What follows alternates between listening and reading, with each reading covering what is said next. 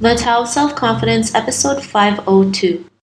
Welcome to the Tao of Self-Confidence, where I share stories of amazing women who have discovered their inner journey to self-confidence. Visit our website at thetaoofselfconfidence.com. Your inner journey to self-confidence awaits.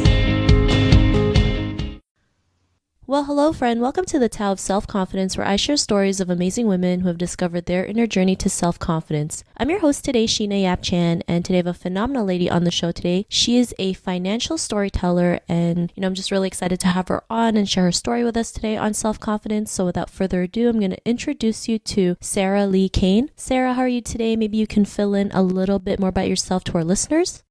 Yeah, sure. And I'm doing great. So thank you for having me on. So a lot of people ask me, what exactly is a financial storyteller? So I do a few things. I'm a money coach. I write for different publications. And what I mainly do is my goal is to help people change their money stories. And by that, I mean, I want people to have more confidence around their money, to be able to save, invest, spend however they want, so that they basically can have a sound financial future. And I love podcasting so much that I've decided to launch one with my co-host. It's called Beyond the Dollar. And we actually just have conversations with people and are, between us about how money basically affects our lives.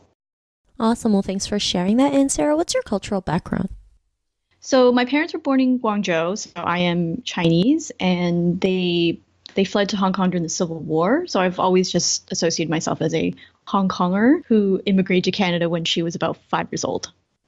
Thanks for sharing that. And what'd be your favorite self-confidence quote?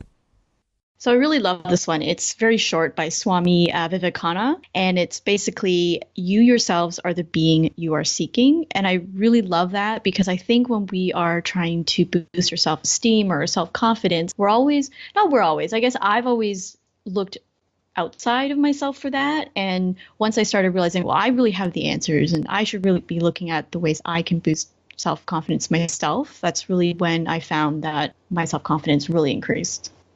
Thanks for sharing that. And I also believe, self-confidence starts with you, starts with working inward, and it'll, show once you start working on it, and, you keep working on it, because it's not like it's something that you do in 2 months. It's like something that you do forever. So thanks for sharing that.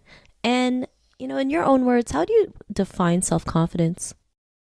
For me, it's really being compassionate and forgiving with yourself, especially the decisions you've made that maybe led to failure or something that, wasn't so great in your life. And if you can be compassionate, forgiving with yourself, it's much easier to take risks without the fear paralyzing you. I think the idea is that fear never really goes away, but if you can acknowledge it and work with it and move forward anyways, that's when the self-confidence comes, as you see the results in your life.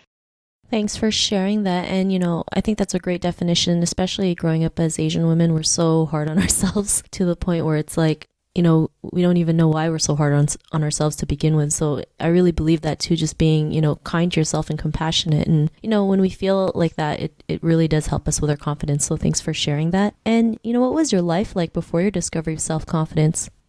Oh gosh, it was always about if somebody liked me or not. If I was able to impress somebody and they were my friend or they dated me, then it was a validation of who I was as a person. So if somebody didn't want to be my friend, then I felt terrible, because I thought, oh, I'm not good enough. And that led to me actually spending quite a lot of money on people and buying things to make myself look cool, quote unquote. And it was really funny, because I went against the grain quite a lot. I pursued a liberal arts degree instead of going into finance like my parents wanted. So I rebelled, but yet at the same time, I was looking for that approval. So there was a lot of contradictions in my life.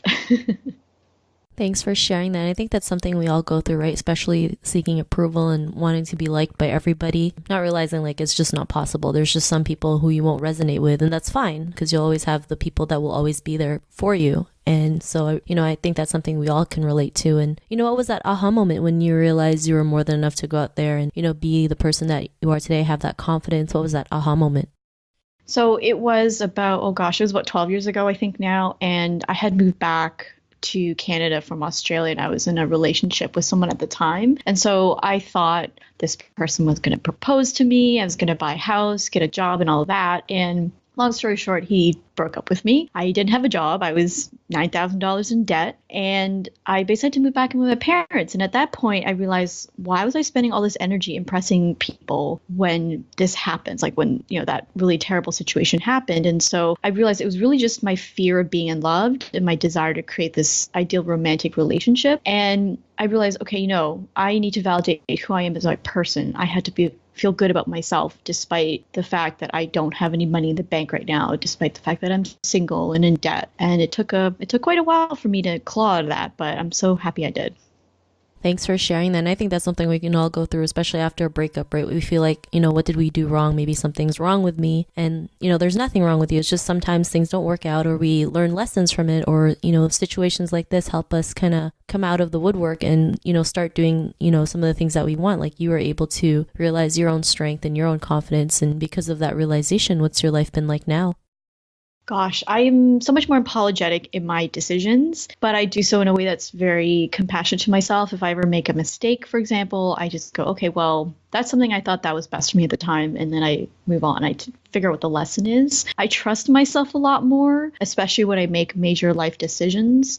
In that, for example, my husband and I moved across 3 states, and it was a very difficult time just because we were visiting family and friends like that. But I really trusted that I was able to still move, be there for my son, spend time with my husband, and keep my business going. And I did.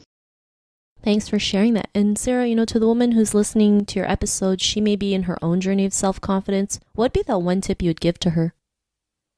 Definitely trust the process and trust yourself as you're going through whatever it is right now. For me and for many women out there, if we're going through some dark times, you just know that whatever decision you make, you are making it through the lens of what you think is best for you at the time. And as you just keep trusting yourself and keep doing that, you will lead to a breakthrough. And really just whatever happens on the outside doesn't matter. It's really your willingness to look at the parts of inside of yourself, good and bad, in order to move forward with your life. Thanks for sharing those great tips. And if our listeners wanted to get to know a little bit more about you or check out maybe some of their relationships with money, is there any links or social media profiles we can connect with? Yeah, I'm very active on Twitter at Sarah Li Cain, so my full name. Definitely check out my website at highfivingdollars.com. I talk quite a lot about relationships there. And as far as if you guys are really obsessed with podcasts, definitely check out beyondthedollar.co, which I host with a co-host. And yeah. Awesome. Well, thanks for sharing that. And to our listeners, if you want to connect with Sarah, you can also head on over to the taoofselfconfidence.com and search for Sarah's name. Her show notes will pop up along with everything else that we talked about. And I'm just really, grateful that Sarah came out today to share her story and tips with us on self-confidence. So thank you so much, Sarah. Thank you so much for having me. Not a problem. It was an honor having you on. And to our listeners, be on the lookout for another new episode of another amazing woman's journey to self-confidence. And we'll talk to you soon. Bye for now. Thank you for tuning in to another amazing episode of The Tao of Self-Confidence. Visit our website at thetaoofselfconfidence.com to check out cool resources, blog articles, show recaps, and so much more. Your inner journey to self-confidence awaits.